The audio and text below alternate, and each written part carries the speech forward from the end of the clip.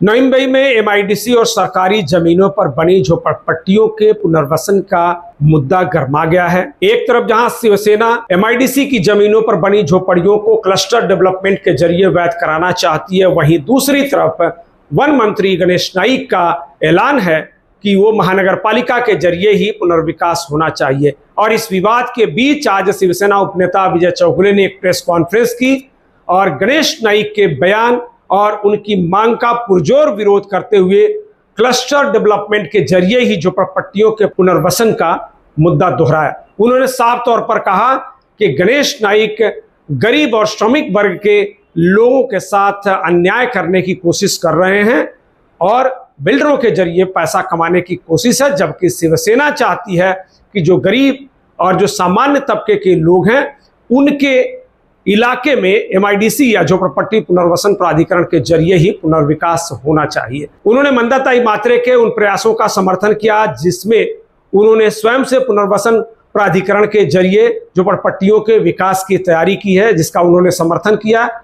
विजय चौगुले ने साफ तौर पर कहा कि अगर मंदाताई मात्रे झोपड़पट्टी पुनर्वसन के लिए नेतृत्व करती है तो संपूर्ण नवी मुंबई के झोपड़पट्टियों के पुनर्विकास के लिए शिवसेना उनका समर्थन करने के लिए और उनके नेतृत्व में काम करने के लिए तैयार है। लेकिन साफ तौर पर बात यही है, शिवसेना का पुरजोर तरीके से कहना है कि नवी मुंबई में एमआईडीसी की जमीनों पर बसी झोपड़पट्टियों का पुनर्विकास एसआरए के जरिए नहीं बल्कि क्लस्टर के जरिए होना चाहिए, ताकि हर व्यक्ति को जो वहां रहने वाला है उसको घर मिल सके।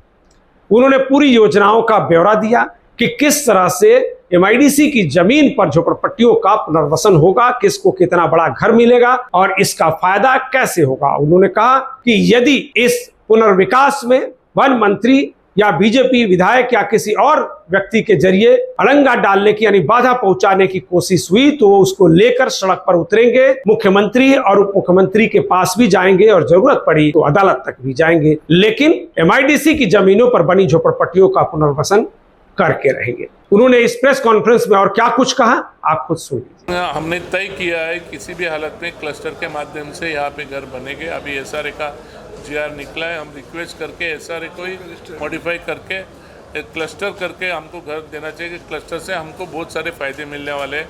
2011 का कायदा निकल जाएगा, 2020 तक का मिलेगा। जो 2.5 लाख रुपए भरने को आएगा वो गैप निकल जाएगा। जितना बड़ा घर उतना कंस्ट्रक्शन रेट लेके उतना बड़ा घर मिल जाएगा। ये इसलिए हम लोगों का सबका है कि किसी भी हालत में हम लोग ये पूरा मुद्दा हम उठा के और तय करने वाले 100% हम यहाँ पे ये एसआरए लागू करके लेने वाले। विजय चौगुले का बाप का राज नहीं है, नहीं होने देने। वो जनता जनार्दन ऊपर गवर्नमेंट बैठा है, गवर्नमेंट तय करेगी होने देने का क्या नहीं होने देने का, और यहाँ की झोपड़पट्टी की जनता है वो तय करेगी। हम लोग उसका प्रचार प्रसार बढ़ा रही है, ये लोग कंफ्यूज कर रहे हैं। मेरे इधर पहले मॉडल एक घर का एक मॉडल बना रहा है और उस मॉडल के हिसाब से हम लोगों को दिखाने वाले घर कैसे थे। उसके पीछे पूरी हमारी ताकत है। मंदाताई को हम बोल रहे हैं, हमारा भी नेतृत्व मंदाताई करे, नवी मुंबई के झोपड़पट्टी का नेतृत्व मंदाताई करे एसआरए और इसके क्लस्टर के लिए। लेटेस्ट अपडेट्स और ताजा तरीन खबरों के लिए TV1 इंडिया लाइव को सब्सक्राइब कीजिए और नोटिफिकेशन पाने के लिए बेल आइकॉन को दबाना मत भूलिए।